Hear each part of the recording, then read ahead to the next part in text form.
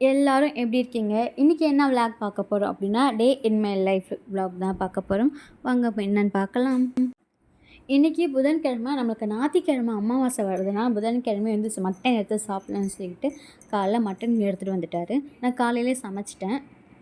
காலையிலே முட்டை வாங்கிட்டு வந்துட்டாரு. முட்டை எல்லாமே அடுக்கி வச்சுட்டு ஃப்ரிட்ஜெலாம் க்ளீன் பண்ணவே எனக்கு கொஞ்சம் லேட் ஆகிடுச்சு. நம்ம பாப்பாவுக்கு இன்றைக்கி தான் ஃபஸ்ட்டு வந்து மட்டன் கொடுக்க போகிறோம். அவள் எப்படி ரியாக்ட் பண்ண போகிறான்னு எனக்கு தெரியல. காலையிலே அவளுக்கு நான் கிச்சடி பண்ணி கொடுத்துட்டேன். அந்த ஷார்ட்ஸ் வீடியோ பார்த்திங்கன்னா நான் ஏற்கனவே போட்டிருக்கேன். நான் லிங்க்கு கீழே கொடுக்க நீங்கள் போய் செக் பண்ணி காலையிலே பாப்பாவை குளிக்க வச்சு தூங்க வச்சுருவோம். இல்லைனா அவள் இருந்தால் வந்து வேலை செய்ய முடியாது. அவளை தூங்க வச்சு தான் எல்லா வேலையும் காலையில் முடிச்சுட்டு அதுக்கப்புறம் நான் ஆஃப்டர்நூன் அவள் கூட விளையாடிட்டு அவளுக்கு சாப்பாடு ஊட்டிவே டைம் கரெக்டாக ஆகிடும்.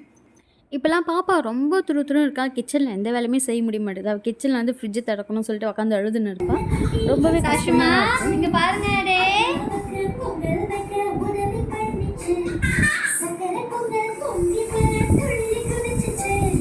அவளுக்கு காலையிலே ஒரு 7:30 கிச்சடி பண்ணி கொடுத்துட்டேன். இப்போ பார்த்தா மணி ஒரு 10 ஆகுது.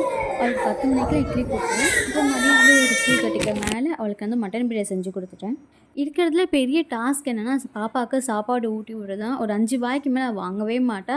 அவளுக்கு ரொம்ப கஷ்டப்பட்டு தான் ஊட்டி விடணும். பாப்பாவுக்கு மட்டன் பிரியாணி நான் ரொம்பவே சிம்பிளாக பண்ணிட்டேன்.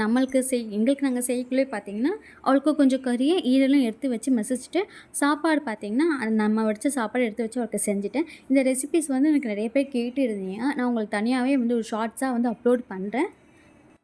நேற்று அப்பா அம்மா வீட்டுக்கு வந்திருந்தாங்க. பாப்பாவுக்கு இந்த வாக்கர் வாங்கிட்டு வந்திருந்தாங்க. அவள் இந்த வாக்கரில் உட்கார வச்சோன்னே வீட்டையே சுற்றி சுற்றி வர அவளுக்கு நடக்கிறதுல அவ்வளோ சந்தோஷம். நிறைய பேர் சொல்லியிருந்தாங்க வாக்கரில் போட்டு குழந்தைங்கள நடக்க வைக்கக்கூடாது அப்படின்னு சொல்லிட்டு. இப்போ நம்ம எல்லாமே பார்த்திங்கன்னா நாங்களாமே வாக்கரில் வச்சு நடந்து தான் நாங்கள்லாம் பழகணும். அதனால் பயம் இல்லை. இப்போ கிளைமேட் பார்த்திங்கன்னா சாயந்தரம் ஆகிடுச்சு. நல்லாவே க்ளவுடியாகவே இருந்தது. வானம் மூடிட்டே. அவ்வளோதான் ஃப்ரெண்ட்ஸ், இன்றைக்கான பிளாக் முடிஞ்சிச்சு. நம்ம நெக்ஸ்ட் வீடியோவில் பார்க்கலாம். பாய்.